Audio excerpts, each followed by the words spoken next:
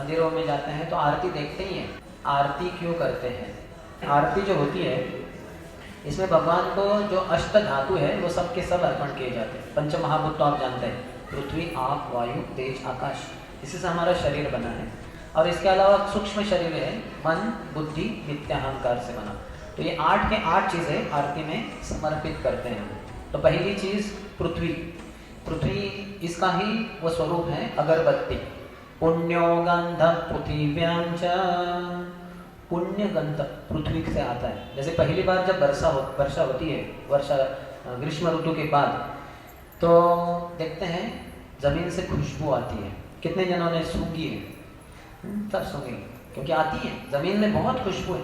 और इसी कारण जो फूल फल पैदा होते हैं, फल फूल देखेंगे हम कितने सारे अलग अलग प्रकार के फूल हैं, शायद गुलाब है, झंडू इत्यादि, शेवंती, तो हर किसी का अपना ही एक सुगंध है। तो ये आता कहाँ से? वो आता पृथ्वी से। तो वही जो है पृथ्वी, वो अगरबत्ती के रूप में हम भगवान को अर्पण करते हैं। पृथ्वी, आप, जल, जो ये रहता है शंख, शंख में सुवासित जल रहता है, गुलाब जल, तो वो भगवान को अर्पण करते हैं। पृथ्वी, आप, वायु, वायु किससे अर्पण करते हैं भगवान को आरती में? चामर से भगवान को वायु नहीं देते, गलत उत्तर है। व्यजन से, जो मयूर पंख का जो पंखा है, मयूर के बहुत सारे पंख है तो उसका बना हुआ है, तो उससे हवा भगवान को देते। तो अभी ये ठंडी का समय है, हम सब स्वेटर वगैरह पहने हैं, ठंडी लगती है, तो भगवान भी व्यक्ति हैं, तो ठंडी लगेगी, ठंडी पहले से है, तो हवा कैसे भगवान को दे? इसलिए व्यजन नहीं अभी अर्पण करते।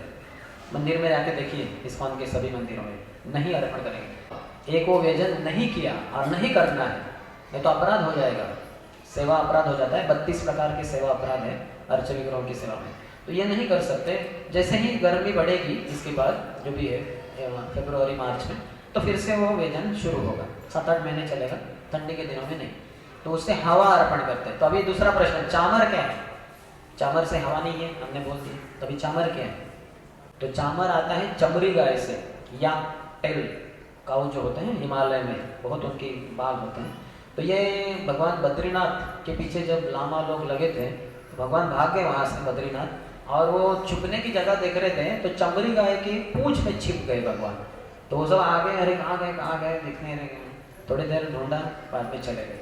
तो वो सब चले गए, तो भगवान बद्रीनारायण चमड़ी गाय की पूंछ से बाहर आए, बोले चमड़ी गाय, मैं तुमसे बहुत प्रसन्न हूँ कि तुमने मुझे अपना आश्रय दिया अपने पूंछ में, तो मैं तुम्हें आशीर्वाद देता हूँ कि तुम्हारी पूंछ का ये जो अंतिम भाग है, टेल ऑफ द, वो जो उसका जो रहता है एंड, तो वो मेरी सेवा में अर्पण होगा। तब से जाके बद्रीनाथ भगवान के आशीर्वाद से, बद्रीनारायण के आशीर्वाद से, तब से ये चामर, आप देखेंगे ये चामर जो है, इसका दंडी होता है, दंडी जो बाल है सब सफ़ेद, वो जहाँ अंदर जाते हैं वहाँ देखेंगे एक छोटी हड्डी भी दिखती है, वो गाय के पूंछ की अंतिम भाग वाली हड्डी है। अर्थात गाय को मारते नहीं, वो बड़ी हत्या हो जाएगी, अपराध हो जाएगा, लेकिन गाय के स्वाभाविक मृत्यु के बाद फिर वो चमड़ी गाय के पूंछ से ये चामर बनता है, इसलिए वो चामर कह रहे हैं, क्योंकि चमड़ी गाय से आता है।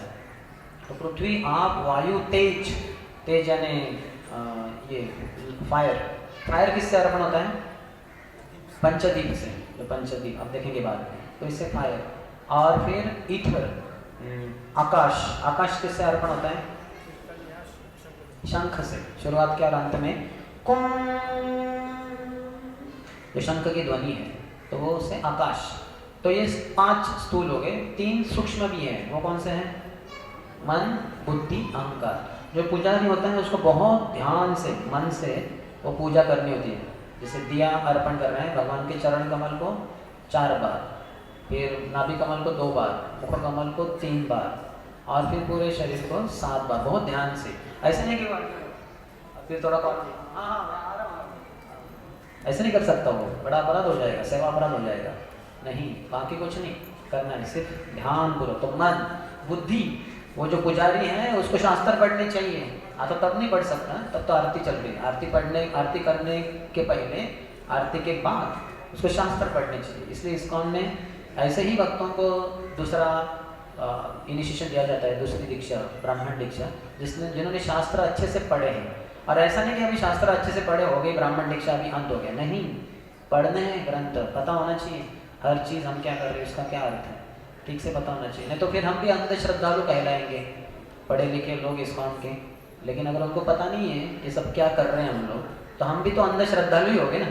Just because you have some degree, एक कुछ आपके पास डिग्री है बीटेक एमटेक, इसका मतलब ये नहीं कि आप बड़े साइंटिफिक हो, आपको उत्तर पता नहीं है आप क्या कर रहे हो, शांत हो गए तो नहीं, तो इसलिए पता होना चाहिए। तो मन बुद्धि और अहंकार, पुजारी अहंकार कैसे अपना अर्पण करता है, नित्य अहंकार, शुरुआत में और अंत में उसको नमस्कार करना होता है पूरा, दंडवत, अष्टांग प्रणाम पूरा, आरती शुरू करने के पहले और आरती अंत होने के बाद भी।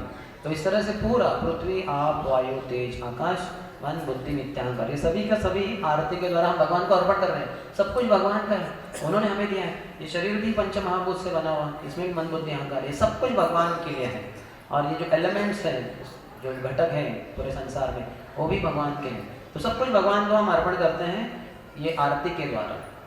तो आरती जिनकी होती है, ऐसे पूजनीय भगवान के जो रूप होते हैं उनको विग्रह कहते हैं, वो अर्चा, क्योंकि अर्चा यानी पूजनीय है। ऐसे बहुत सारे पत्थर पड़े इधर उधर, थोड़ा आकार भी होगा, उसकी पूजा नहीं की जा सकती, सिर्फ इनकी ही पूजा होगी।